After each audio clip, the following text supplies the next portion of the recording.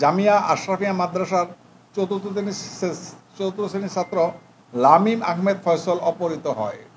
এবং এই সংবাদটি আমাদেরকে আপনাদের মিডিয়ার মাধ্যমে সহ বিভিন্ন মাধ্যমে আমরা পাই এবং ভিকটিমের বাবাও আমাদেরকে জানায়, আত্মীয় স্বজন জানায়।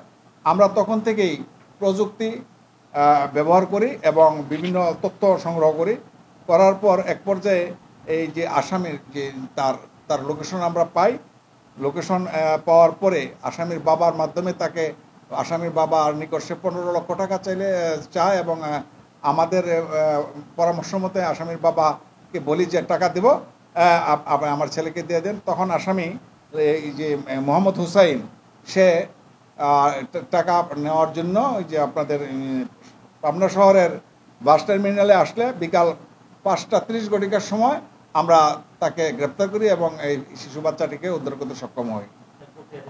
তাকে এখন আমরা সদর থানা ওসি সাহেবের সাথে কথা বলেছি। তার বিরুদ্ধে যে মুক্তিপণের জন্য চাঁদা দাবি, মুক্তিপণের জন্য কিডন্যাপ, এটা পেনাল কোডের যে 365 এবং 385 ধারার অপরাধ, সেই ধারায় উনি মামলা নেবেন মর্মে জানিয়েছেন। আমরা সেই জন্য তাকে কাগজপত্র সহকারে, ডকুমেন্ট সব সহকারে আমরা সদর থানায় হস্তান্তর